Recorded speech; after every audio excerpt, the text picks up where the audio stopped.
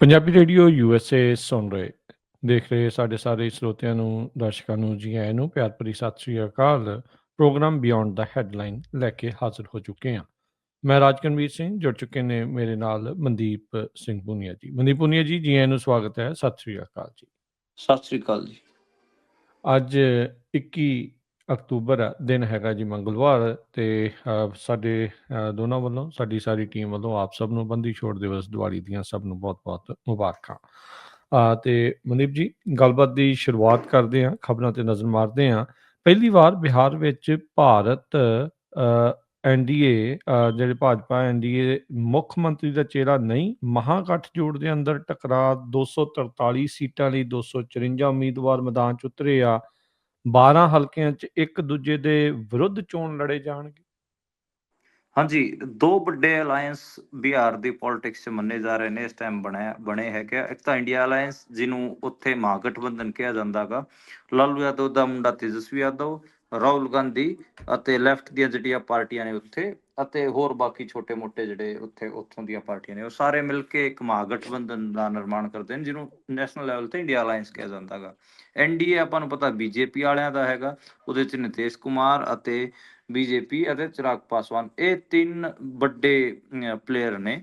ਤੇ ਕਈ ਥਾਵਾਂ ਤੇ ਦੇਖੋ ਸੀਟਾਂ ਤੇ ਇਹਨਾਂ ਅਲਾਇੰਸਿਸ ਦੇ ਵਿੱਚ ਵੀ ਦਿੱਕਤਾਂ ਆਈਆਂ। ਕਈ ਥਾਵਾਂ ਤੇ ਅਲਾਇੰਸ ਵਾਲਿਆਂ ਨੇ ਇੱਕ ਦੂਜੇ ਦੇ ਉਲਟ ਹੀ ਉਮੀਦਵਾਰ ਤਾਰ ਰੱਖੇ ਨੇ। ਤੇ ਅੱਜ ਲਾਸਟ ਦਿਨ ਸੀਗਾ ਨੋਮੀਨੇਸ਼ਨ ਵਾਪਸ ਲੈਣ ਦਾ, ਤੇ ਸਾਰੇ ਜਿਹੜੇ ਨੋਮੀਨੇਸ਼ਨ ਵਗੈਰਾ ਕਲੀਅਰ ਹੋ ਚੁੱਕੇ ਨੇ। ਹੁਣ ਅਖਾੜਾ ਚੱਲੂਗਾ 6 ਨਵੰਬਰ ਅਤੇ 11 ਨਵੰਬਰ, ਦੋ ਤਰੀਕਾਂ ਯਾਦ ਰੱਖਿਓ ਜੇ। ਤੇ 14 ਨਵੰਬਰ ਨੂੰ ਰਿਜ਼ਲਟ ਆ ਜਾਊਗਾ। ਇਸ ਵਾਰ ਇਹ ਜਿਹੜਾ ਇਲੈਕਸ਼ਨ ਹੈ ਬਿਹਾਰ ਦਾ, ਇਹ ਨੈਸ਼ਨਲ ਲੈਵਲ ਵਾਸਤੇ ਬਹੁਤ ਜ਼ਰੂਰੀ ਹੈ। ਇਹਦੇ 'ਚ ਬਿਹਾਰ ਦੇ ਵਿੱਚ ਮੋਦੀ ਦੀ ਪੋਪੂਲੈਰਿਟੀ ਵੀ ਚੈੱਕ ਹੋਣੀ ਹੈ। ਦੂਜਾ, ਇਹ ਇਲੈਕਸ਼ਨ ਇਸ ਕਰਕੇ ਖਾਸ ਹੈਗਾ ਕਿਉਂਕਿ ਤੁਸੀਂ ਇਹ ਵੀ ਧਿਆਨ ਰੱਖਿਓ ਜੇ ਕਿ ਜਿਹੜੀ ਇਹ ਸਰਕਾਰ ਹੈ ਇਸ ਟਾਈਮ, ਕੇਂਦਰੀ ਸਰਕਾਰ ਜਿਹੜੀ ਹੈ, ਕੇਂਦਰੀ ਹਕੂਮਤ ਬੇਸਿਕਲੀ ਇਸ ਟਾਈਮ ਨਤੀਸ਼ ਕੁਮਾਰ ਅਤੇ ਜਿਹੜੇ ਆਂਧਰਾ ਪ੍ਰਦੇਸ਼ ਦੇ ਚੰਦਰ ਬਾਬੂ ਨਾਇਡੂ ਆ, ਇਹ ਦੋ ਵਿਸਾਖੀਆਂ ਤੇ ਖੜੀ ਹੈ। ਜੇ ਇਸ ਵਾਰ NDA ਦੀ ਸਰਕਾਰ ਬਿਹਾਰ 'ਚ ਨਹੀਂ ਬਣੀ, ਨਤੀਸ਼ ਕੁਮਾਰ ਮੁੱਖ ਮੰਤਰੀ ਨਹੀਂ ਬਣੇ, ਫਿਰ ਬਹੁਤ ਹੱਦ ਤੱਕ ਪੋਸੀਬਲ ਹੈ ਕਿ ਇਹ ਇੱਕ ਵਿਸਾਖੀ ਡਿੱਗ ਜਾਵੇ। ਤਾਂ ਇਸ ਕਰਕੇ ਇਹ ਜਿਹੜਾ ਇਲੈਕਸ਼ਨ ਹੈ, ਇਹ ਕਾਫੀ ਆਪਾਂ ਕਹਿ ਲਈਏ ਕਿ ਇੰਪੋਰਟੈਂਟ ਇਲੈਕਸ਼ਨ ਹੈ। ਉਸ ਹਿਸਾਬ ਨਾਲ ਬਿਹਾਰ ਦੇ ਹਿਸਾਬ ਨਾਲ ਦੀਵਾਲੀ ਬੀਤ ਚੁੱਕੀ ਹੈ। ਦੀਵਾਲੀ ਤੋਂ ਬਾਅਦ ਉੱਥੇ ਹੁਣ ਇਲੈਕਸ਼ਨ ਬਹੁਤ ਜ਼ੋਰਾਂ ਨਾਲ ਖਿੱਚੂਗਾ, ਤੇ ਅੱਗੇ ਆਪਾਂ ਨੂੰ ਚੀਜ਼ਾਂ ਵੀ ਦੇਖਣ ਨੂੰ ਮਿਲਣਗੀਆਂ। ਇੱਕ ਤੁਸੀਂ ਯਾਦ ਕਰਿਓ ਜੇ, ਜਦੋਂ ਆਪਾਂ ਬਹੁਤ ਬੱਚੇ ਹੁੰਦੇ ਸੀ, ਜਵਾਕ ਹੁੰਦੇ ਸੀ, ਉਦੋਂ ਇੱਕ ਅੱਖ ਫੋੜਵਾ ਕਾਂਡ ਹੋਇਆ ਸੀਗਾ, ਜਿਹਦੇ ਵਿੱਚ ਅੱਖਾਂ ਫੋੜ ਦਿੱਤੀਆਂ ਗਈਆਂ ਸੀ ਤੇ ਤੇਜ਼ਾਬ ਪਾ ਦਿੱਤਾ ਸੀ। ਇਹ ਜਿਹੜੀ ਗੰਗਾਜਲ ਫਿਲਮ ਨਹੀਂ ਬਣੀ ਹੈ ਜੀ ਜੀ ਅਜੇ ਜੀ ਜੀ। ਦੇਵਗਨ ਵਾਲੀ, ਉਸੇ ਕਾਂਡ ਤੇ ਬਣੀ ਹੈ। ਉਹਦਾ ਜਿਹੜਾ ਆਰੋਪੀ ਸੀ, ਉਹਨੂੰ BJP ਨੇ ਉਸ ਨੂੰ ਸੰਸਦ ਬਣਾ ਰੱਖਿਆ, ਤੇ ਉਹਦੇ ਜਿਹੜੇ ਉਸ ਦੇ ਜਿਹੜੇ ਕਈ ਸਾਰੇ ਜਿਹਦੇ 'ਚ ਲੋਕ ਇਨਵੋਲਵ ਸੀ, ਉਹ ਸਾਰੇ ਅੱਜ ਦੇ ਟਾਈਮ ਉੱਥੇ BJP ਵਾਸਤੇ ਕੰਪੇਨ ਕਰੇ ਨੇ। ਇਹ ਵੀ ਬੜਾ ਅਜੀਬ ਹੈ। ਉਹਦੇ 'ਚ ਤੁਸੀਂ ਯਾਦ ਕਰੋ, ਬਹੁਤ ਆਪਾਂ ਕਹਿ ਲਈਏ ਕਿ ਬਹੁਤ ਬੇਰਹਿਮ ਕਾਂਡ ਸੀਗਾ। ਉਹਦੇ ਜਿਹੜੇ ਆਰੋਪੀ ਹੈਗੇ ਆ, ਉਹ ਅੱਜ ਦੇ ਟਾਈਮ ਉੱਥੇ ਮੇਨ ਭੂਮਿਕਾ 'ਚ ਨੇ BJP ਵਾਸਤੇ। ਤਾਂ ਇਹ ਵੀ ਇੱਕ ਅਜੀਬ ਹੈ। ਬਿਹਾਰ ਦੀ ਸਿਆਸਤ 'ਚ ਆਪਾਂ ਨੂੰ ਪਤਾ ਕਾਸਟਿਜ਼ਮ ਦਾ ਬਹੁਤ ਵੱਡਾ ਰੋਲ ਰਹਿੰਦਾ ਗਾ। ਇਸ ਤੋਂ ਇਲਾਵਾ ਉੱਥੇ ਮਾਫੀਏ ਦਾ ਬਹੁਤ ਵੱਡਾ ਰੋਲ ਰਹਿੰਦਾ ਗਾ। ਤੇ ਦੇਖਦੇ ਹਾਂ ਇਸ ਵਾਰ ਕੀ ਬਣਦਾ ਗਾ ਬਿਹਾਰ ਦੀ ਪੋਲਿਟਿਕਸ 'ਚ।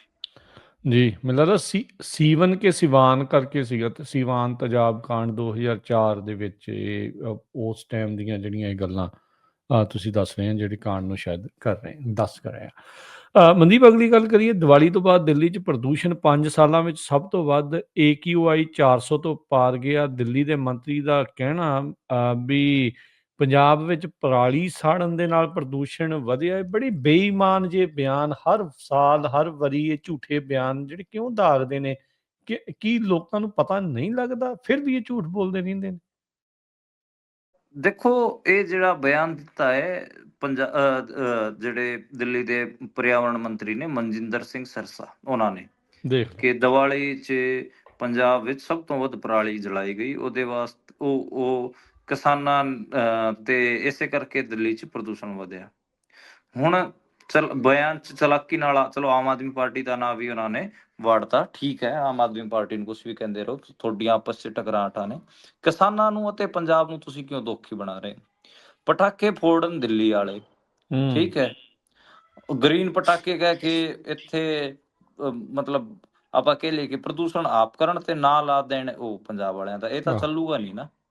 ਅੱਜ ਦੇ ਟਾਈਮ ਜੇ ਆਪਾਂ ਗੱਲ ਕਰ ਲਈਏ 500 ਦੇ ਨੇੜੇ ਤੇੜੇ ਜਿਹੜਾ AQI ਜਿਸ ਨੂੰ ਆਪਾਂ ਕਹਿੰਦੇ ਆ 에ਅਰ ਕੁਆਲਿਟੀ ਇੰਡੈਕਸ, ਜੀ ਯਾਨੀ ਕਿ OPM 2.5 ਦਾ ਜਿਹੜਾ ਲੈਵਲ ਹੁੰਦਾਗਾ, ਜਿਹਨੂੰ ਆਪਾਂ ਕਈ ਵਾਰ ਕਹਿ ਦਿੰਦੇ ਆ ਕਿ ਹਵਾ 'ਚ ਕਿੰਨੀ ਹਵਾ ਜ਼ਹਿਰੀਲੀ ਹੈ, ਜੇ ਆਪਾਂ ਜੀ ਆਸਾਨ ਸ਼ਬਦਾਂ 'ਚ ਕਹਿਣਾ ਹੋਵੇ ਤਾਂ ਬਹੁਤ ਜ਼ਿਆਦਾ ਜਿਹੜੀ ਗੰਭੀਰ ਤੌਰ ਤੇ ਤੁਸੀਂ ਕਹਿ ਸਕਦੇ ਹੋ ਕਿ ਹਵਾ ਜ਼ਹਿਰੀਲੀ ਸੀ। ਉਹਦੇ ਕਰਕੇ ਜਿਹੜੇ ਉੱਥੋਂ ਦੇ ਅਸਥਮਾ ਪੇਸ਼ੈਂਟ ਹੋ ਗਏ, ਬੱਚੇ ਹੋ ਗਏ, ਉਹਨਾਂ ਨੂੰ ਖਾਸੀਆਂ ਦਿੱਕਤਾਂ ਰਹੀਆਂ ਸਾਹ ਲੈਣ 'ਚ। ਠੀਕ ਹੈ। ਸੁਪਰੀਮ ਕੋਰਟ ਨੇ 8 ਵਜੇ ਤੋਂ ਲੈ ਕੇ 10 ਵਜੇ ਤੱਕ 2 ਘੰਟੇ ਵਾਸਤੇ ਪਟਾਕੇ ਚਲਾਉਣ ਦੀ ਇਜਾਜ਼ਤ ਦਿੱਤੀ ਸੀ ਦਿੱਲੀ ਵਾਲਿਆਂ ਨੂੰ, ਪਰ ਦਿੱਲੀ ਵਾਲਿਆਂ ਨੇ ਰਾਤ 12 ਵਜੇ ਤੱਕ ਚਲਾਏ। ਸ਼ਾਮ ਨੂੰ ਉਹ 4-5 ਵਜੇ ਸ਼ੁਰੂ ਹੋ ਗਏ ਸੀਗੇ ਤੇ ਰਾਤ 12 ਵਜੇ ਤੱਕ ਇਹਨਾਂ ਨੇ ਪਟਾਕੇ ਚਲਾਏ ਨੇ। ਹੁਣ ਪਟਾਕੇ ਚਲਾਉਣ ਦਿੱਲੀ ਵਾਲੇ ਤੇ ਇਲਜ਼ਾਮ ਲੈਣ ਸਾਰੇ ਪੰਜਾਬ ਵਾਲੇ, ਤਾਂ ਇਹ ਇੱਕ ਬੜਾ ਅਜੀਬ ਲੱਗਿਆ ਮੈਨੂੰ।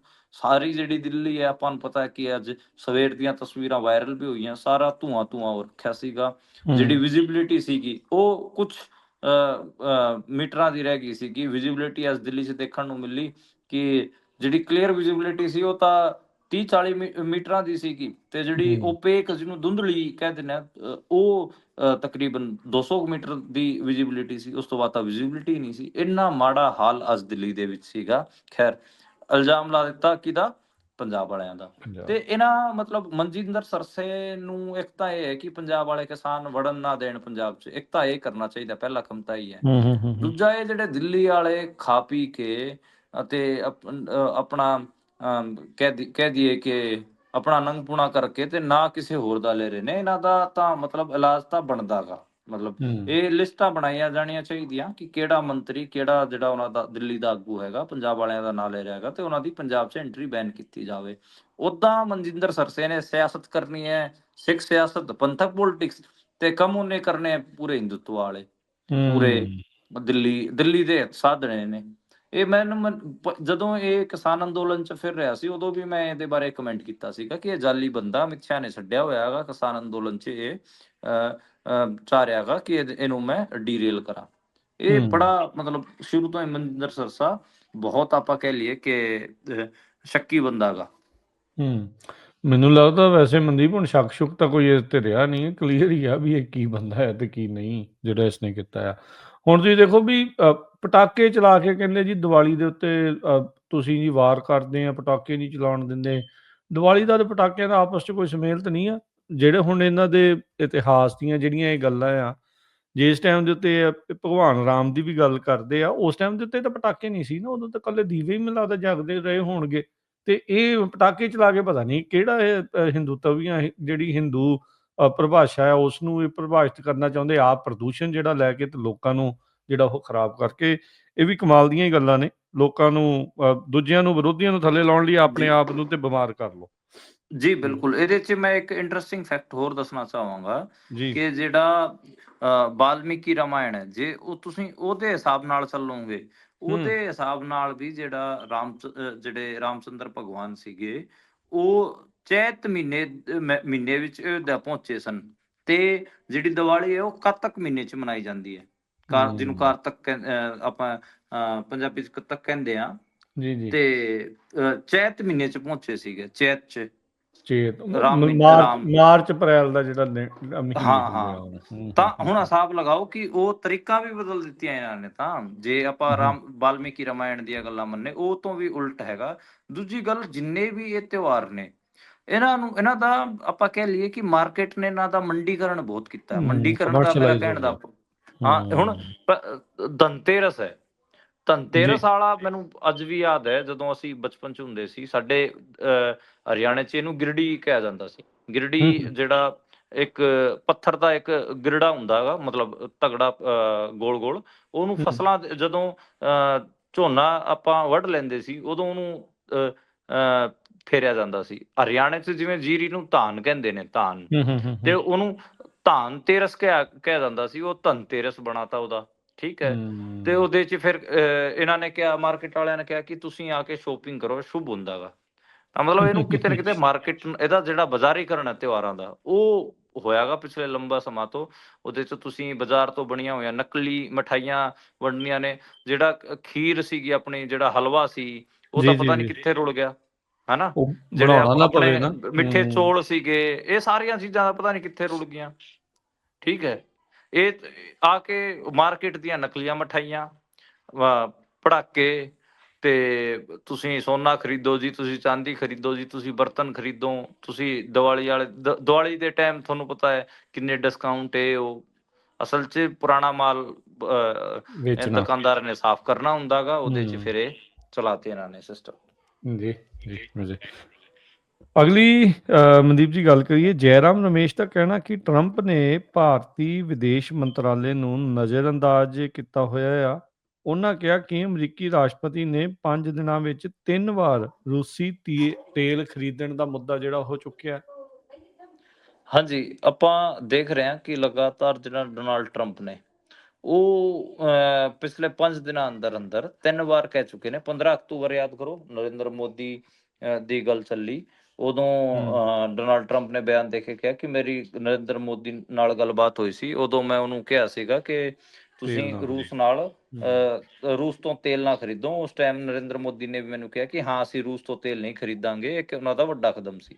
17 ਅਕਤੂਬਰ ਨੂੰ ਵੀ ਨਰਿੰਦਰ ਮੋਦੀ ਨੇ ਟਰੰਪ ਨੂੰ ਕਿਹਾ ਕਿ ਅਸੀਂ ਪੁਲਿੰਗ ਬੈਕ ਕਰ ਰਹੇ ਹਾਂ, ਯਾਨੀ ਕਿ ਉੱਥੋਂ ਆਪਣਾ ਜਿਹੜਾ ਸਮਾਨ ਹੈ, ਜਿਹੜਾ ਅਸੀਂ ਖਰੀਦ ਰਹੇ ਤੇਲ ਹੈ, ਉਹ ਘਟਾ ਰਹੇ ਨੇ, ਪੁਲ ਬੈਕ ਕਰ ਰਹੇ ਨੇ। 19 ਅਕਤੂਬਰ ਨੂੰ ਵੀ ਉਹਨਾਂ ਦਾ ਨਾਂ ਲੈ ਕੇ ਇਹੀ ਕਿਹਾ ਕਿ ਅਸੀਂ ਨਰਿੰਦਰ ਮੋਦੀ ਨਾਲ ਮੇਰੀ ਗੱਲਬਾਤ ਹੋ ਗਈ। ਉਹਨੇ ਕਿਹਾ ਕਿ ਅਸੀਂ ਰੂਸ ਤੋਂ ਤੇਲ ਨਹੀਂ ਖਰੀਦਾਂਗੇ। ਤੇ ਇਹ ਗੱਲ ਉਹ 3 ਵਾਰ ਬਿਆਨ ਦਿੱਤਾ ਜਾ ਚੁੱਕਿਆ ਗਾ, ਲੇਕਿਨ ਹਜੇ ਇੰਡੀਆ ਇਸ ਮਾਮਲੇ ਤੇ ਚੁੱਪ ਬੈਠਾਗਾ। ਤੇ ਇੰਡੀਆ ਇਹ ਜੈਰਾਮ ਰਮੇਸ਼ ਨੇ ਕਿਹਾ ਗਾ ਕਿ ਇੰਡੀਆ ਕਿਤੇ ਨਾ ਕਿਤੇ ਨਰਿੰਦਰ ਮੋਦੀ ਨੂੰ ਡੋਨਾਲਡ ਟਰੰਪ ਇਗਨੋਰ ਕਰ ਰਹੇ ਨੇ, ਤੇ ਉਹ ਉਹਨਾਂ ਦੇ ਬਿਹਾਫ ਤੇ ਲਗਾਤਾਰ ਸਟੇਟਮੈਂਟ ਵਗੈਰਾ ਦੇ ਰਹੇ ਨੇ। ਤਾਂ ਇਹ ਇੱਕ ਵੱਡਾ ਮਾਮਲਾ ਗਾ। ਦੇਖੋ ਉਹਦੇ 'ਚ ਰਣਧੀਰ ਜੈਸਵਾਲ ਹੈਗੇ ਜਿਹੜੇ ਵਿਦੇਸ਼ ਮੰਤਰਾਲੇ ਦੇ ਸਪੋਕਸਮੈਨ, ਉਹਨਾਂ ਨੇ ਵੀ ਕਿਹਾ ਕਿ ਭਾਰਤ ਤੇਲ ਅਤੇ ਗੈਸ ਦਾ ਵੱਡਾ ਖਰੀਦਦਾਰ ਹੈ, ਤੇ ਜਨਤਾ ਦੇ ਹਿੱਤਾਂ ਦੀ ਜਿੱਥੇ ਰੱਖਿਆ ਹੋਊਗੀ ਉੱਥੇ ਅਸੀਂ ਕਰਾਂਗੇ, ਤੇ ਸਾਡਾ ਕੋਈ ਹੋਰ ਦੂਜਾ ਮਕਸਦ ਨਹੀਂ ਹੈ। ਊਰਜਾ ਨੀਤੀ ਵਾਸਤੇ ਸਾਡੇ 2 ਟਾਰਗੇਟ ਨੇ। ਤਾਂ ਮਤਲਬ ਰਣਧੀਰ ਜੈਸਵਾਲ ਕੁਝ ਹੋਰ ਕਹਿ ਰਹੇ ਨੇ, ਡੋਨਾਲਡ ਟਰੰਪ ਕੁਝ ਹੋਰ ਕਹਿ ਰਹੇ ਨੇ, ਤੇ ਇੱਧਰ ਨਰਿੰਦਰ ਮੋਦੀ ਹੋਰਾਂ ਨੂੰ ਸੱਪ ਸੁੰਘਿਆ ਹੋਇਆਗਾ। ਉਹ ਲਗਾਤਾਰ ਸਾਇਲੈਂਸ ਹੀ ਚੱਲ ਰਹੇ ਨੇ। ਜੀ, ਜੀ, ਜੀ। ਅਗਲੀ ਮਨਦੀਪ ਜੀ ਗੱਲ ਕਰੀਏ, ਹਰਿਆਣੇ ਦੇ ਮੁੱਖ ਮੰਤਰੀ ਨੂੰ ਨੋਟ ਲਿਖਣ ਤੋਂ ਬਾਅਦ ਜਿਹੜਾ ਭਾਜਪਾ ਦਾ ਨੇਤਾ ਗਾਇਬ ਹੋ ਗਿਆ ਸੀ। ਪਾਰਟੀ ਦੇ ਰਾਸ਼ਟਰੀ ਸਕੱਤਰ ਨੂੰ ਲਿਖਿਆ ਸੀ ਮੂਰਖ, ਖਾਟੂ ਸ਼ਿਆਮ ਮੰਦਿਰ ਦੇ ਵਿੱਚ ਮਿਲੇ ਇਹ ਭਾਜਪਾ ਨੇ। ਹਾਂਜੀ, ਇਹ ਇੱਕ ਇੰਟਰਸਟਿੰਗ ਕੇਸ ਆਇਆ ਸੀਗਾ। ਹਰਿਆਣੇ ਦੇ ਬੀਜੇਪੀ ਦਾ ਇੱਕ ਪਾਰਸ਼ਦ ਸੀਗਾ, ਤੇ ਉਹ ਆਗੂ ਵੀ ਸੀ ਬੀਜੇਪੀ ਦਾ। ਉਹ ਇੱਕ ਸੁਸਾਈਡ ਨੋਟ ਲਿਖ ਕੇ ਗਾਇਬ ਹੋ ਗਿਆ। ਉਹ ਸੁਸਾਈਡ ਨੋਟ 'ਚ ਉਹਨੇ ਬੀਜੇਪੀ ਦੇ ਹੀ ਆਗੂਆਂ ਦੇ ਨਾਂ ਲਿਖਤੇ। 7 ਪੰਨਿਆਂ ਦਾ ਨੋਟ ਸੀਗਾ। ਉਹਦੇ 'ਚ ਭਾਜਪਾ ਦੇ ਰਾਸ਼ਟਰੀ ਸਕੱਤਰ ਬਾਰੇ ਵੀ ਲਿਖਤਾ, ਹੋਰ ਜਿਹੜੇ ਚੇਅਰਮੈਨ ਵਗੈਰਾ ਹੋਰ ਕਈ ਲੋਕਾਂ ਦੇ ਨਾਂ ਲਿਖਤੇ, ਤੇ ਕਿਹਾ ਕਿ ਇਹ ਸਾਨੂੰ ਪਾਰਟੀ 'ਚ ਕੰਮ ਨਹੀਂ ਕਰਨ ਦੇ ਰਹੇ, ਤੇ ਅਸੀਂ ਆਪਣੇ ਇਲਾਕੇ ਦਾ ਵਿਕਾਸ ਕਰਨਾ ਚਾਹੁੰਦੇ ਆ। ਇਹ ਕੱਟ ਮੰਗਦੇ ਨੇ, ਇਹ ਰਿਸ਼ਵਤ ਮੰਗਦੇ ਨੇ ਸਾਡੇ ਤੋਂ। ਤਾਂ ਇਹ ਲਿਖ ਕੇ ਉਹ ਜਿਹੜਾ ਸੰਜੇ ਜਾਂਗੜਾ ਉਹਨਾਂ ਦਾ ਨਾਂ ਸੀਗਾ, ਸੰਜੇ ਜਾਂਗੜਾ ਹੋ ਗਿਆ ਗਾਇਬ। ਹੁਣ ਪੁਲਿਸ ਲੱਭਦੀ ਫਿਰਦੀ ਰਹੀ, ਹਰਿਆਣਾ ਪੁਲਿਸ ਤੇ ਉਹਦੇ ਇਲਾਕੇ ਦੇ ਲੋਕ ਵੀ ਸੜਕਾਂ ਤੇ ਆ ਗਏ, ਬਈ ਸਾਡਾ ਬੰਦਾ ਗਿਆ ਕਿੱਥੇ, ਗਵਾਚ ਗਿਆ ਕਿਤੇ। ਉਹਨੇ ਜਾ ਕੇ ਕਿਤੇ ਸੁਸਾਈਡ ਤਾਂ ਨਹੀਂ ਕਰ ਲਿਆ। ਨਹਿਰਾਂ ਦੇ ਵਿੱਚ ਗੋਤਾਖੋਰ ਲਗਾ ਦਿੱਤੇ ਗਏ।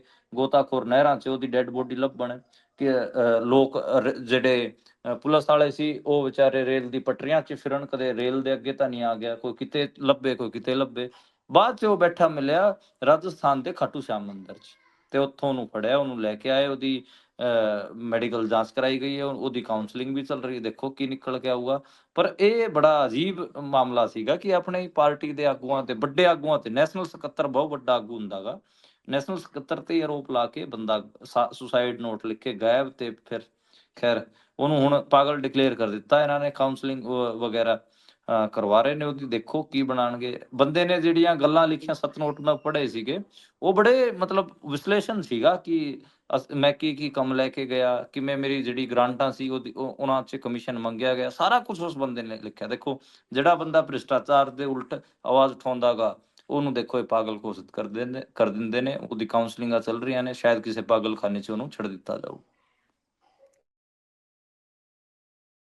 ਮਤਲਬ ਦੇਖੋ ਸਰ, ਇਹਦੇ 'ਚ ਤਾਂ ਇੱਕ ਗੱਲ ਤਾਂ ਤੁਸੀਂ ਕਹਿ ਹੀ ਸਕਦੇ ਹੋ ਕਿ ਜਿਹੜਾ ਭ੍ਰਿਸ਼ਟਾਚਾਰ ਦੇ ਉਲਟ ਆਵਾਜ਼ ਉਠਾਉਂਦਾ ਗਾ, ਉਹ ਪਾਗਲ ਹੀ ਹੁੰਦਾ ਗਾ, ਤੇ ਜੇ ਉਹ ਨਹੀਂ ਹੁੰਦਾ ਤਾਂ ਫਿਰ ਉਹਨੂੰ ਜਿਹੜਾ ਸੋਸਾਇਟੀ ਹੈ ਜਾਂ ਫਿਰ ਜਿਹੜਾ ਸਿਸਟਮ ਹੈ ਉਹਨੂੰ ਪਾਗਲ ਡਿਕਲੇਅਰ ਕਰ ਦਿੰਦਾ ਗਾ।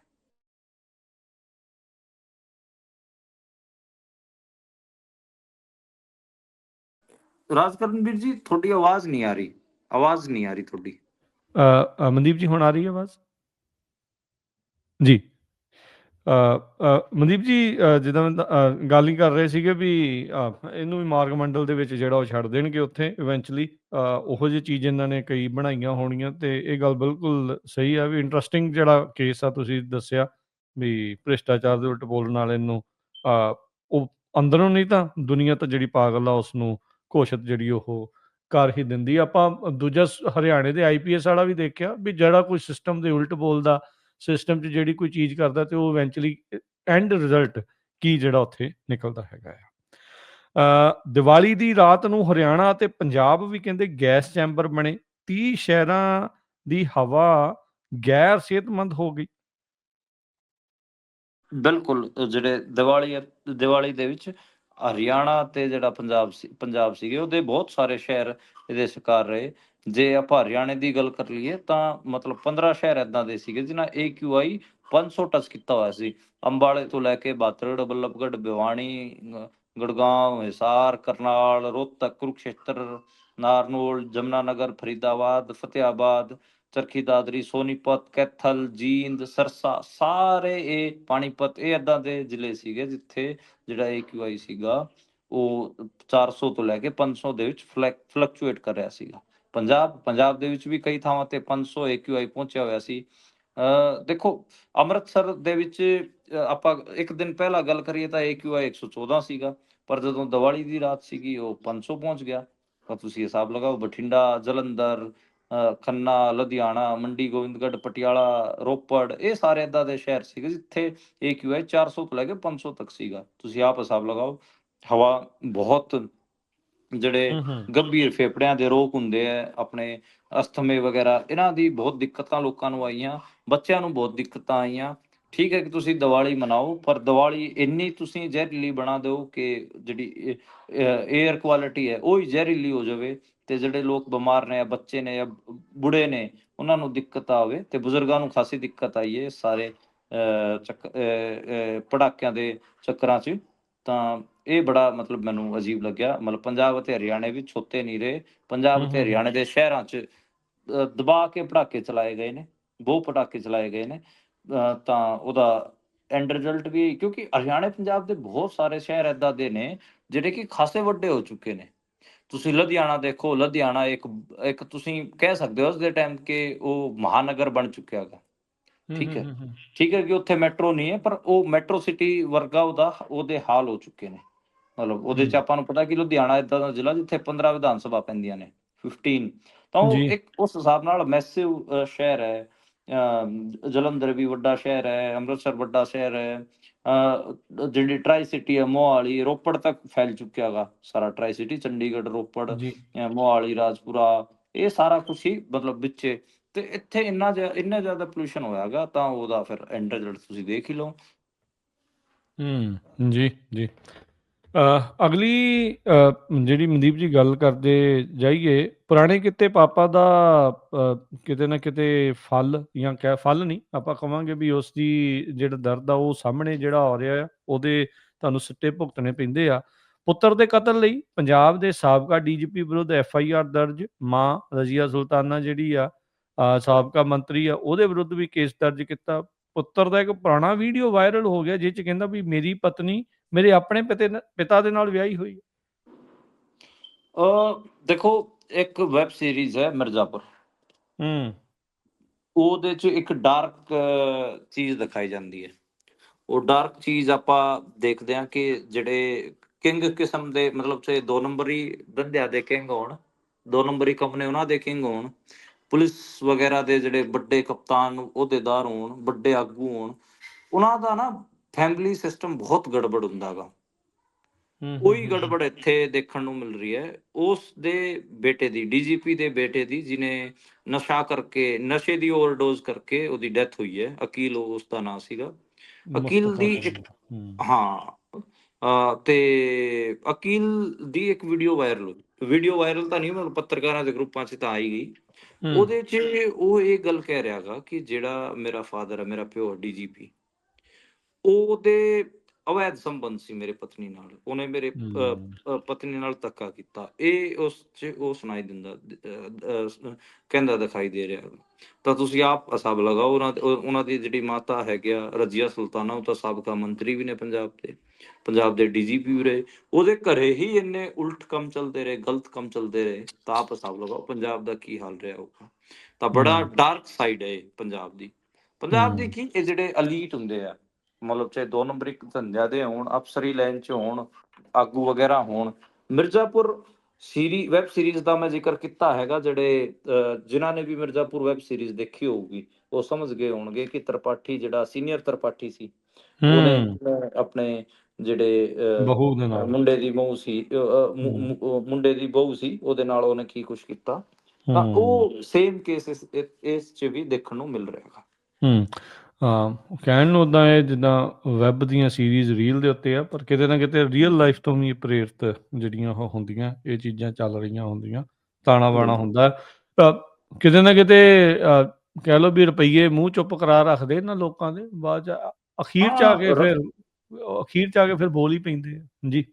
ਹਾਂ, ਅਖੀਰ 'ਚ ਆ ਕੇ ਇਸ ਕਿਸਮ ਦੇ ਮਾਮਲਿਆਂ ਦੇ ਭੰਡਾ ਫੋੜ ਤਾਂ ਹੁੰਦੇ ਨੇ। ਭੰਡਾ ਫੋੜ ਹੋਇਆ ਹੈ, ਇਹਨਾਂ ਦੀ ਪੋਲ ਖੁੱਲੀ ਹੈ। ਤਾਂ ਦੇਖਦੇ ਹਾਂ ਕਿ ਬਣਦਾ। ਕਿ ACP ਦੇ ਹੇਠ ਇੱਕ SIT ਬਣਾਈ ਗਈ ਹੈ, ਜਿਹੜੀ ਇਸ ਮਾਮਲੇ ਦੇ ਵਿੱਚ ਜਾਂਚ ਕਰ ਰਹੀ ਹੈ। ਦੇਖਦੇ ਹਾਂ ਨਿਕਲਦਾ ਕੀ ਹੈ। ਜੀ ਜੀ। ਵੀਡੀਓ ਦੀ ਗੱਲ ਚੱਲਦੀ ਆ। ਪੰਜਾਬ ਦੇ ਮੁੱਖ ਮੰਤਰੀ ਦੀ ਨਕਲੀ ਵੀਡੀਓ ਬਣਾਉਣ ਦੇ ਦੋਸ਼ ਵਿੱਚ FIR ਦਰਜ ਹੋਈ ਆ। ਸੰਗਰੂਰ ਦੇ ਵਿਅਕਤੀ ਨੇ ਬ੍ਰਿਟਿਸ਼ ਕੋਲੰਬੀਆ ਤੋਂ 2 ਵੀਡੀਓ ਜਾਰੀ ਕੀਤੀਆਂ ਆ। ਦਾਅਵਾ ਕੀਤਾ ਵੀ ਇਹ ਸਿਰਫ ਟ੍ਰੇਲਰ ਆ। ਮੁਹਾਲੀ ਵਿੱਚ ਕੇਸ ਦਰਜ ਕਰ ਦਿੱਤਾ ਗਿਆ। ਦੇਖੋ, ਮੁਹਾਲੀ ਦੇ ਵਿੱਚ ਸਟੇਟ ਸਾਈਬਰ ਕ੍ਰਾਈਮ ਥਾਣਾ ਹੈ, ਉਹਦੇ 'ਚ FIR ਦਰਜ ਹੋਈ ਹੈ। ਉਹਦੇ 'ਚ ਦੇਖਣ ਨੂੰ ਮਿਲ ਰਿਹਾ ਹੈਗਾ ਇੱਕ ਜਗਮਨ ਸਮਰਾ ਨਾਂ ਦੀ ID ਹੈ। ਉਸ ਤੋਂ 2 ਵੀਡੀਓ ਸ਼ੇਅਰ ਹੋਈਆਂ ਸੀ। ਉਹ ਦੋਵੇਂ AI ਤੋਂ ਸੀਗੀ, ਫੇਕ ਸੀਗੀਆਂ। ਤੇ ਇਹ ਜਿਹੜਾ ਮੁੰਡਾ ਹੈਗਾ ਜਗਮਨ ਸਮਰਾ, ਦੱਸਿਆ ਜਾ ਰਿਹਾ ਸੰਗਰੂਰ ਦਾ ਹੈਗਾ, ਪਰ ਬ੍ਰਿਟਿਸ਼ ਕੋਲੰਬੀਆ 'ਚ ਰਹਿੰਦਾ ਗਾ। ਹਾਲਾਂਕਿ ਪਲੱਸ ਮੈਨੂੰ ਲੱਗਦਾ ਕਿ ਉਹਨੂੰ ਫੜ ਪਾਊਗਾ, ਨਹੀਂ ਫੜ ਪਾਊਗਾ ਇਹ ਕੱਢ। ਪਰ ਉਹ ਜਿਹੜਾ ਜਗਮਨ ਸਮਰਾ ਦੀ ਜਿਹੜਾ ਅਕਾਊਂਟ ਹੈ, ਉਹਨੇ 2 ਪੋਸਟ ਅਪਲੋਡ ਕੀਤੇ ਨੇ। ਉਹਨਾਂ ਨੇ ਇੱਕ ਲਾਈਨ ਲਿਖੀ ਹੈ ਕਿ ਜੀ ਇਹ ਤਾਂ ਟ੍ਰੇਲਰ ਹੈ, ਜੇ ਕੋਈ ਇਹਨਾਂ ਵੀਡੀਓਜ਼ ਨੂੰ AI ਵੀਡੀਓਜ਼ ਸਾਬਤ ਕਰ ਦੇਵੇਗਾ, ਉਹਨੂੰ ਮੈਂ $1 ਮਿਲੀਅਨ ਇਨਾਮ ਦੇਵਾਂਗਾ। ਇਹ ਰੀਅਲ ਵੀਡੀਓ। ਉਹਦੇ ਕੋਲ ਟੋਟਲ 7 ਵੀਡੀਓਜ਼ ਨੇ ਤੇ ਉਹ ਵਿਦੇਸ਼ 'ਚ ਹੀ ਰਹਿ ਕੇ ਪਾ ਰਿਹਾ ਗਾ। ਦੇਖਦੇ ਹਾਂ ਉਹਦੇ 'ਚ ਕੀ ਖੁਲਾਸੇ ਹੁੰਦੇ ਨੇ। ਜਗਮਨ ਸਮਰਾ ਨੇ ਇੱਕ ਦੂਜੇ ਅਕਾਊਂਟ ਤੋਂ ਇੱਕ ਪੋਸਟ ਪਾਈ ਸੀ। ਉਹਦੇ 'ਚ ਲਿਖਿਆ ਸੀਗਾ ਕਿ ਮਤਲਬ ਉਹ ਥੋੜੀ ਪ੍ਰੋਬਲੈਮੈਟਿਕ ਵੀਡੀਓ ਸੀ। ਉਹਦੇ 'ਚ ਭਗਵੰਤ ਮਾਨ ਹੋਟਲ ਸੈਂਡ ਬੰਬੇ ਵਿੱਚ ਸੀਗੇ। ਉਹਦੇ 'ਚ ਮਹਿਲਾਵਾਂ ਵੀ ਨਜ਼ਰ ਆ ਰਹੀਆਂ ਨੇ ਜਿਹੜੀਆਂ ਰਸ਼ੀਅਨ ਨੇ, ਤੇ CM ਸਾਹਿਬ ਕਾਰੋਬਾਰੀਆਂ ਤੇ ਜਿਹੜੇ ਇੰਡਸਟਰੀਲਿਸਟ ਹੈਗੇ ਉਹਨਾਂ ਨਾਲ ਮੀਟਿੰਗ ਕਰਨ ਗਏ ਸੀ। ਉਹ ਵੀਡੀਓ 2022-23 ਦੀ ਵੀਡੀਓ ਦੱਸੀ ਜਾ ਰਹੀ ਹੈ। ਤੇ ਇਹ ਇਸ ਕਿਸਮ ਦਾ ਵੀਡੀਓ ਉਹਦੇ 'ਚ ਦੇਖੋ, ਮਤਲਬ ਕੀ ਕਹਿ ਸਕਦੇ ਹਾਂ, ਅਸੀਂ ਵੀ ਉਹ ਵੀਡੀਓਜ਼ ਦੇਖੀਆਂ ਨੇ। ਮਤਲਬ ਸਾਨੂੰ ਕੁਝ ਸਮਝ ਨਹੀਂ ਲੱਗਿਆ ਕਿ ਉਹ AI ਨਾਲ ਹੈ ਜਾਂ ਓਰੀਜਨਲ ਹੈ। ਪਰ ਕੇਸ ਦਰਜ ਹੋ ਗਿਆ। ਪੰਜਾਬ ਪੁਲਿਸ ਨੇ ਕੇਸ ਦਰਜ ਕੀਤੇ ਤੇ ਪੰਜਾਬ ਪੁਲਿਸ ਨੇ ਵਾਰਨਿੰਗ ਦਿੱਤੀ ਕਿ ਕੋਈ ਇਸ ਕਿਸਮ ਦੀਆਂ ਵੀਡੀਓਜ਼ ਵਾਇਰਲ ਕਰੂਗਾ ਤਾਂ ਫਿਰ ਉਹਦੇ ਖਿਲਾਫ ਅਸੀਂ ਕੇਸ ਦਰਜ ਕਰਾਂਗੇ। ਇੱਕ ਅੰਡਰ ਕਰੰਟ, ਅੰਡਰ ਦਾ ਰਡਾਰ, ਅੰਡਰ ਦਾ ਟੇਬਲ ਇਹ ਗੱਲ ਜਿਹੜੀ ਉਹ ਚੱਲਦੀ ਰਹੀ ਵੀ ਭਗਵੰਤ ਮਾਨ ਦਾ ਕੰਟਰੋਲ ਦਿੱਲੀ ਦੇ ਵਿੱਚ ਇੰਨਾ ਜ਼ਿਆਦਾ, ਕੁਛ ਨਾ ਕੁਛ ਅਜਿਹੀਆਂ ਚੀਜ਼ਾਂ ਦੇ ਕਰਕੇ ਜਿਹੜਾ ਉਹ ਹੈਗਾ ਆ। ਇਹ ਹੁਣ ਵੀਡੀਓ ਨੇ ਇਸ ਤਰੀਕੇ ਦੀ ਹੁਣ AI ਆ ਜਾਂ ਨਹੀਂ ਆ, ਇਹ ਤਾਂ ਫੋਰੈਂਸਿਕ ਜਾਂਚ ਤੋਂ ਬਾਅਦ 'ਚ ਬਿਲਕੁਲ ਪਤਾ ਲੱਗ ਸਕੂਗਾ। ਸੋ ਇਹ ਹੁਣ ਦੇਖਣ ਵਾਲੀ ਗੱਲ ਹੋਊਗੀ ਵੀ ਇਹ ਗੱਲ 'ਚ ਵਾਕਿਆ ਕੋਈ ਦਮ ਆ ਜਾਂ ਸਿਰਫ ਇੱਕ ਕਹਿ ਲਓ ਵੀ ਇੱਕ ਚਾਲ ਆ ਉਸ ਨੂੰ ਬਦਨਾਮ ਜਿਹੜੀ ਉਹ ਕਰਨ ਦੀ। ਪਰ ਇਹਦੇ 'ਚ ਧੂਆਂ ਉੱਠ ਰਿਹਾ, ਅੱਗ ਕਿਤੇ ਤਾਂ ਹੈ ਜੀ।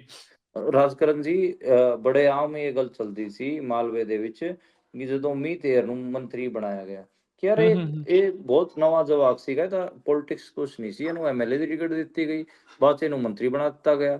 ਤਾਂ ਇਹ ਚੱਕਰ ਕੀ ਹੈ? ਫਿਰ ਬਹੁਤ ਆਮ ਗੱਲ ਚੱਲਦੀ ਸੀ ਕਿ ਭਗਵੰਤ ਮਾਨ ਦੇ ਕੁਛ ਵੀਡੀਓਜ਼ ਮੀਤ ਹੇਅਰ ਕੋਲ ਹੈਗੇ ਆ। ਤਾਂ ਹੂੰ। ਹੁਣ ਪਤਾ ਨਹੀਂ ਕਿੰਨਾ ਸੱਚ ਹੈ, ਕੀ ਝੂਠ ਹੈ, ਉਹ ਤਾਂ ਪੁਲਿਸ ਜਾਂਚ ਕਰੇ ਤੇ ਫੋਰੈਂਸਿਕ ਉਹਦਾ ਵੀਡੀਓਜ਼ ਦੇਖੇ ਕਿ ਏਆਈ ਹੈਗੇ ਆ, ਨਹੀਂ ਹੈਗੇ ਆ। ਪਰ ਮਤਲਬ ਬਹੁਤ ਸਾਰੀਆਂ ਚੀਜ਼ਾਂ ਹੈਗੀਆਂ ਇਹਨਾਂ ਵਿਚਕਾਰ ਜਿਹੜੀਆਂ ਕਿ ਗੜਬੜ ਨੇ। ਗੜਬੜ ਨੇ, ਬਿਲਕੁਲ, ਬਿਲਕੁਲ। ਦਾਲ 'ਚ ਕੁਛ ਤਾਂ ਕਾਲਾ ਜਿਹੜਾ ਉਹ ਜ਼ਰੂਰ ਹੈਗਾ ਹੀ ਹੈਗਾ। ਚੰਡੀਗੜ੍ਹ ਵਿੱਚ ਦੀਵਾਲੀ ਤੇ 26 ਲੋਕ ਜ਼ਖਮੀ ਹੋ ਗਏ, 10 ਦਾ ਤਾਂ ਆਪਰੇਸ਼ਨ ਕਰਵਾਉਣਾ ਪੈ ਗਿਆ। ਜ਼ਖਮੀਆਂ 'ਚ 23 ਪੁਰਸ਼ ਤੇ 3 ਔਰਤਾਂ।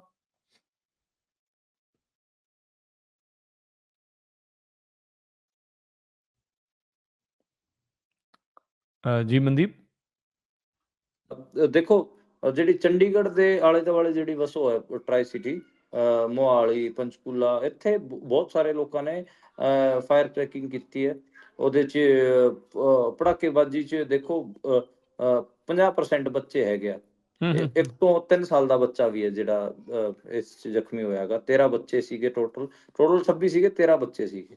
ਹੂੰ, ਤੇ ਹੂੰ, ਕਿਸੇ ਨੂੰ ਬੰਬ ਲੱਗਿਆ, ਕਿਸੇ ਨੂੰ ਰਾਕੇਟ, ਕਿਸੇ ਨੂੰ ਫੁੱਲਝੜੀ, ਕਿਸੇ ਨੂੰ ਸਕਾਈ ਸ਼ਾਟ, ਕਿਸੇ ਨੂੰ ਕੈਂਡਲ, ਕਿਸੇ ਨੂੰ ਪੋਟਾਸ਼ ਗਨ, ਕਿਸੇ ਨੂੰ ਕੁਛ। ਇਹ ਸਾਰਾ ਹੋਇਆ ਗਾ ਤੇ ਚੋਟਾਂ ਬਹੁਤ ਗੰਭੀਰ ਸੀ। 10 ਦਾ ਤਾਂ ਆਪਰੇਸ਼ਨ ਹੀ ਕਰਨਾ ਪਿਆ। ਹੂੰ, 2 ਤਾਂ ਬੱਚੇ ਇੰਨੇ ਗੰਭੀਰ ਸੀ, ਹੁਣ ਵੀ ਉਹ ਆਈਸੀਯੂ 'ਚ ਹੈਗੇ ਆ। ਹੂੰ, ਹੂੰ, ਤਾਂ ਹੂੰ। ਕਈ ਥਾਵਾਂ ਤੇ ਤਾਂ ਜਿਹੜੀ ਫਾਇਰ ਬ੍ਰਿਗੇਡ ਸੀ ਉਹਨੇ ਜਾਨ ਬਚਾਈ ਹੈ, ਉਹ ਮੌਕੇ ਤੇ ਪਹੁੰਚ ਗਏ। ਤਾਂ ਇਹ ਪੜਾਕੇ ਖਾਸੇ ਚੰਡੀਗੜ੍ਹ ਅਤੇ ਚੰਡੀਗੜ੍ਹ ਦੇ ਆਲੇ-ਦੁਆਲੇ ਵਾਲੇ ਸ਼ਹਿਰਾਂ ਵਾਸਤੇ ਤਾਂ ਮਤਲਬ ਖਾਸੇ ਨੁਕਸਾਨਦਾਇਕ ਰਹੇ। ਏਕਿਊਆਈ ਵੀ ਖਰਾਬ ਕੀਤੇ ਤੇ ਬੱਚਿਆਂ ਦਾ ਤੁਸੀਂ ਦੇਖੋ, ਬੱਚਿਆਂ ਨੂੰ ਕਿੰਨਾ ਨੁਕਸਾਨ ਹੋਇਆ ਗਾ। ਜੀ। ਦਰਬਾਰ ਸਾਹਿਬ ਵਿਖੇ 1 ਲੱਖ ਘਿਓ ਦੇ ਦੀਵੇ ਜਗਾਏ ਗਏ। ਬੰਦੀ ਛੋੜ ਦਿਵਸ ਵਿੱਚ 3 ਲੱਖ ਤੋਂ ਵੱਧ ਲੋਕਾਂ ਨੇ ਸ਼ਿਰਕਤ ਕੀਤੀ। ਹਾਂਜੀ, ਅੱਜ ਅੰਮ੍ਰਿਤਸਰ 'ਚ ਦਰਬਾਰ ਸਾਹਿਬ ਦੇ ਵਿੱਚ 1 ਲੱਖ ਘਿਓ ਦੇ ਦੀਵੇ ਜਗਾਏ ਗਏ ਨੇ, ਜਲਾਏ ਗਏ ਨੇ। ਮੋਮਬੱਤੀਆਂ ਵੀ ਨੇ, ਲੜੀਆਂ ਲਾਈਆਂ ਗਈਆਂ ਹੈਗੀਆਂ ਤੇ ਮਤਲਬ ਅੱਜ 3 ਲੱਖ ਜਿਹੜੇ ਸ਼ਰਧਾਲੂ ਹੈਗੇ ਆ, ਉਹ ਦਰਬਾਰ ਸਾਹਿਬ ਪਹੁੰਚੇ ਹੋਏ ਹਨ। ਜਿਹੜੇ ਹੈੱਡ ਗ੍ਰੰਥੀ ਹੈਗੇ ਆ ਗਿਆਨੀ ਰਘੁਵੀਰ ਸਿੰਘ, ਉਹਨਾਂ ਨੇ ਦੱਸਿਆ ਕਿ ਬੰਦੀ ਛੋੜ ਦਿਵਸ ਨਾ ਸਿਰਫ ਰੋਸ਼ਨੀ ਬਲਕਿ ਆਜ਼ਾਦੀ ਅਤੇ ਨਿਆਂ ਦਾ ਪ੍ਰਤੀਕ ਹੈ। ਗੁਰੂ ਹਰਗੋਬਿੰਦ ਸਾਹਿਬ ਜੀ ਨੇ ਗਵਾਲੀਅਰ ਕਿਲ੍ਹੇ 'ਚ 52 ਰਾਜਾਵਾਂ ਨੂੰ ਮੁਕਤ ਕਰਾਇਆ ਸੀਗਾ ਤੇ ਅੰਮ੍ਰਿਤਸਰ ਵਾਪਸ ਆਏ ਸੀ। ਉਹਨਾਂ ਦੀ ਵਾਪਸੀ ਤੇ ਸੰਗਤਾਂ ਨੇ ਘਿਓ ਦੇ ਦੀਵੇ ਜਲਾਏ ਸੀ ਅਤੇ ਖੁਸ਼ੀ ਮਨਾਈ ਸੀ। ਉਸੇ ਦਿਨ ਤੋਂ ਹੀ ਹਰ ਸਾਲ ਬੰਦੀ ਛੋੜ ਦਿਵਸ ਦੇ ਤੌਰ ਤੇ ਮਨਾਇਆ ਜਾਂਦਾ। ਬਿਲਕੁਲ, ਇਹ ਜਿਹੜੇ ਆਪਾਂ ਕਹੀਏ ਕਿ 3 ਸ਼ਬਦ ਜਿਹੜੇ ਉਹਨਾਂ ਵੱਲੋਂ ਕਹੇ ਗਏ ਹੈਗੇ, ਉਹਨਾਂ ਦੇ ਬਹੁਤ ਗਹਿਰੇ ਮਾਇਨੇ ਨੇ। ਜੀ। ਰੋਸ਼ਨੀ, ਬਿਲਕੁਲ। ਜਿਹੜਾ ਆਪਾਂ ਕਹਿ ਲਈਏ ਕਿ ਮੁਸਲਮਾਨ ਸੀ, ਉਹ ਵੀ ਇਸ ਨੂੰ ਜਸ਼ਨੇ ਚਰਾਗਾ ਕਹਿੰਦੇ ਸੀਗੇ ਹੂੰ, ਹੂੰ। ਕਿ ਅਸੀਂ ਚਿਰਾਗ ਬਾਲ ਕੇ, ਦੀਵੇ ਬਾਲ ਕੇ ਅਸੀਂ ਰੋਸ਼ਨੀ ਫੈਲਾ ਰਹੇ ਹਾਂ। ਤੇ ਇਹ ਵੀ ਹਿੰਦੂਇਜ਼ਮ 'ਚ ਵੀ ਇਹਦਾ ਹੈਗਾ ਤੇ ਸਿੱਖੀਜ਼ਮ 'ਚ ਵੀ, ਸਿੱਖ ਵੀ ਇਸ ਨੂੰ ਮੰਨਦੇ ਨੇ। ਪਰ ਜਿਹੜਾ ਸਿੱਖੀਜ਼ਮ 'ਚ ਜਿਹੜਾ ਬੰਦੀ ਛੋੜ ਦਿਵਸ ਦੀ ਜਿਹੜੀ ਆਪਾਂ ਕਹਿ ਲਈਏ ਕਿ ਗਹਿਰੇ ਡੂੰਘੇ ਮਾਇਨੇ ਨੇ, ਜੀ। ਕਿਉਂਕਿ ਜਿਹੜੇ ਰਾਜਾ ਸੀਗੇ ਉਹ ਸਾਰੇ ਪੋਲੀਟੀਕਲ ਪ੍ਰਿਜ਼ਨਰ ਸੀਗੇ ਹੂੰ, ਹੂੰ, ਹੂੰ, ਤੇ ਹੂੰ। ਉਹਨਾਂ ਨੂੰ ਗੁਰੂ ਹਰਗੋਬਿੰਦ ਸਿੰਘ ਹੋਣਾ ਨੇ ਛੜਾਇਆ ਸੀਗਾ। ਤੇ ਉਹਦੇ ਨਾਲ ਜਿਹੜੀਆਂ 2 ਚੀਜ਼ਾਂ ਬਣਦੀਆਂ ਨੇ, ਇੱਕ ਤਾਂ ਨਿਆਂ, ਜੀ। ਜਸਟਿਸ, ਦੂਜਾ ਇਨਸਾਫ ਦੀ ਗੱਲ। ਆਜ਼ਾਦੀ। ਹੂੰ, ਆਜ਼ਾਦੀ, ਹੂੰ। ਇਹ 2 ਬਹੁਤ ਇਹਦੇ ਬਹੁਤ ਮਾਇਨੇ ਵਾਲੀ ਗੱਲ ਹੈਗੇ ਆ।